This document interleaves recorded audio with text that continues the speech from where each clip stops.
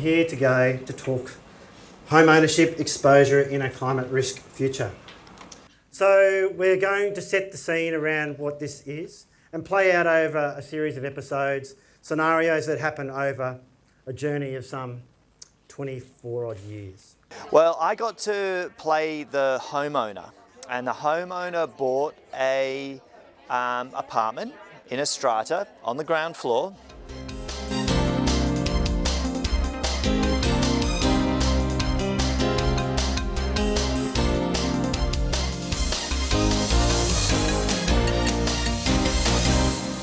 It's a conundrum you found yourself in. You've loved this unit and your location there and your amenity, and now you found yourself in a really difficult situation.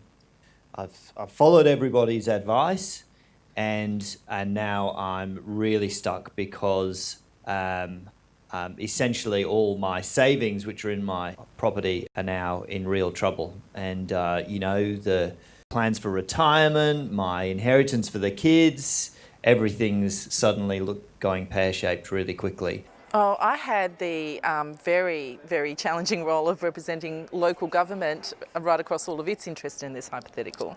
But say, for the purposes of this discussion, say council decides that it's not going to be viable for it to defend this land. I thought it was fantastic that it was a no-blame approach. Everybody did everything the right way, to the best of their abilities, with the best of their resources in terms of each of the sectors sitting around the table. I was the planning lawyer on the team. You homeowners have all worked with different banks, so you've got to get all those banks together and sue them differently.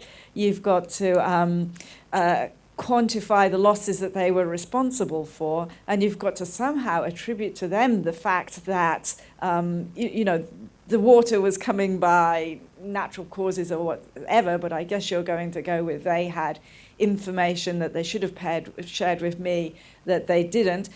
I found it useful and informative for me because so often I'm wrapped up in the legal aspects. It was really great to hear about banking and finance, and to hear that I thought the homeowner did a great job as well. So I was representing the finance banking industry. This is a pretty unusual scenario, but I guess that's the entire reason we're here, climate change, which can be quite unpredictable. The point there is that in other scenarios where there is more understanding of these risks, really challenging issues. This is a reality, and it's a pretty extreme scenario, but perhaps not as we get into the future. And I think that's the point of today. So it was fantastic to just play out some of those hypotheticals. It's something that we need to be on the front foot with, absolutely. So it's a really good conversation to be having. I played the role of the insurer.